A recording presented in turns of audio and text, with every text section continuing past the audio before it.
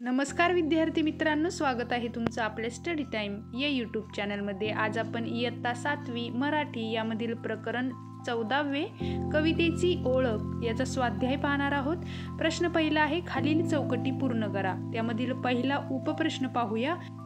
आजीने काव्य प्रतिभा वाढवण्याचा सांगितलेला अर्थ आणि याचं उत्तर आहे, कविता करण्याची, समजून घेण्याची आपली आकलन शक्ती वाढवणे म्हणजे काव्य प्रतिभा वाढवणे होय।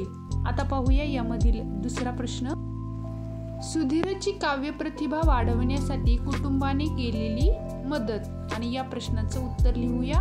सगळे कवितेत संवाद करू लागले। पुढचा प्रश्न पाहण्या अगोदर आपल्या स्टडी टाइम या यूट्यूब चॅनलला नक्की सबस्क्राइब करा आणि एक लाईक करायला विसरू नका। पुढचा प्रश्न आहे, बाबांनी सुधीरला कवितांची पुस्तके आणून देण्याचे कारण? सुधीरला कवितांचा लळा लागावा म्हणून।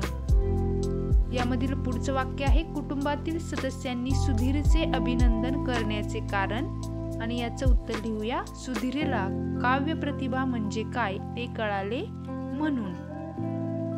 या पुढील प्रश्न पाहूया, त्याआधी एक लाईक नक्की करा आणि चॅनलला सबस्क्राइब करायला विसरू नका। प्रश्न दुसरा आहे, पाठातील कवितेतून बोलण्याची गंमत तुमच्या शब्दात मांडा आणि याचं उत्तर तुम्हाला येथे सविस्तर लिहून दिलेलं आहे।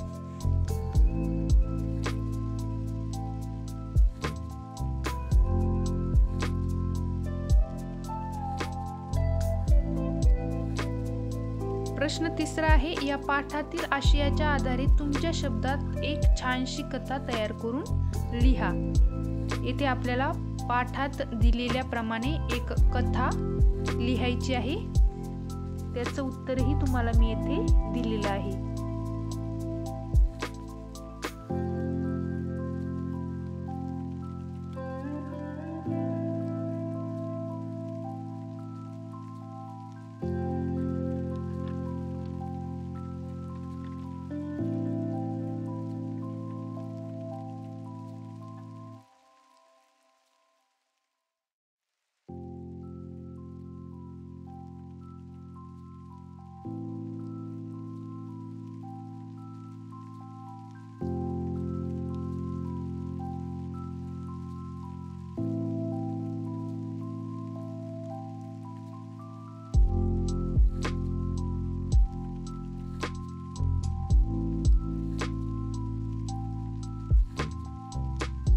आपल्याला पुढे तक्ता दिलेला आहे आणि तो आपल्याला पूर्ण करायचा आहे। पाठात आलेल्या साहित्यिकांची नावे, नारायण सुर्वे, शांताबाई शेळके, पुढं ग दि माडगुळकर आणि बालकवी, अशा प्रकारे आपल्याला हा तक्ता पूर्ण करायचा आहे।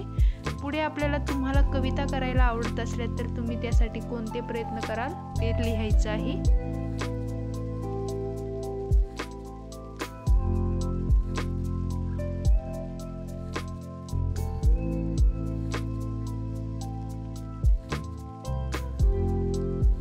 वाक्प्रचारांचा अर्थ चौकटीतून शोधून लिहायचा आहे आणि त्याचं उत्तर येथे दिलेलं आहे। पुढे खाली कंसात काही म्हणी दिलेल्या आहेत। दिलेल्या वाक्यांशी संबंधित म्हण ओळखून आपल्याला ती लिहायची आहे। कंसात म्हणी दिलेल्या आहे आणि खाली काही वाक्ये दिलेली आहेत, त्यावरून आपल्याला या प्रश्नाचं उत्तर